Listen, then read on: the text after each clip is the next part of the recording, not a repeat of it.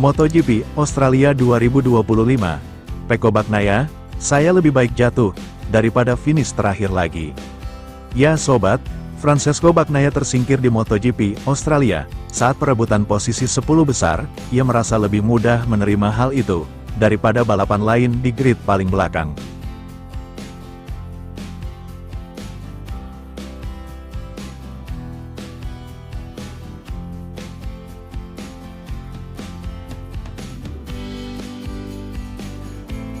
MotoGP Australia 2025.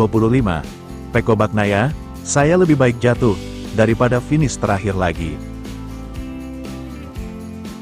Ya sobat, Francesco Bagnaia tersingkir di MotoGP Australia. Saat perebutan posisi 10 besar, ia merasa lebih mudah menerima hal itu daripada balapan lain di grid paling belakang.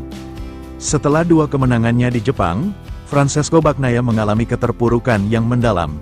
2 minggu lalu, ia finish terakhir dalam sprint race di Indonesia, dan terjatuh dari grid paling belakang pada hari Minggu. Situasinya tidak jauh lebih baik di Phillip Island.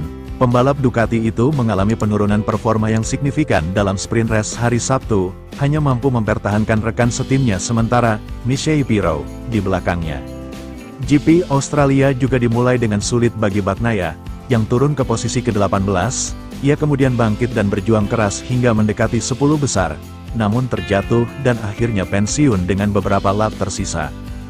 Bagnaia menjelaskan kendala awalnya dengan merujuk pada perubahan yang dilakukan Ducati pada GP25-nya setelah pemanasan.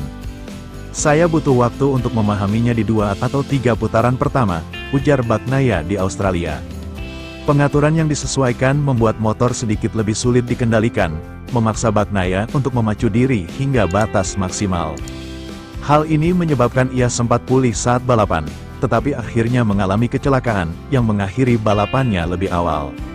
Kalau sudah benar-benar di batas, atau bahkan sedikit di atasnya, mudah sekali jatuh. Aku Bagnaia, yang bersedia mengambil risiko ekstra itu. Saya menerimanya, karena saya sudah berjanji pada diri sendiri, bahwa saya tidak akan finish terakhir lagi. Jadi saya memacu dengan keras, dan menerima kemungkinan jatuh. Dan memang terjadi, tapi untungnya balapan hampir berakhir. Saya berhasil memulihkan diri dengan baik selama balapan, dan finish 10 besar sudah di depan mata. Tapi sayangnya, saya jatuh dari motor. Saya mendorong bagian belakang motor, dan ketika motor kembali setelah tergelincir, saya kehilangan bagian depan. Meskipun demikian, Bagnaia berhasil melihat sisi positif dari GP Australia. Saya tidak akan pernah puas dengan posisi 10 besar, tetapi setidaknya ini merupakan titik awal, kata pembalap Italia itu. Ini jelas lebih baik daripada kemarin, dan lebih baik daripada yang saya tunjukkan di kedua balapan di Indonesia.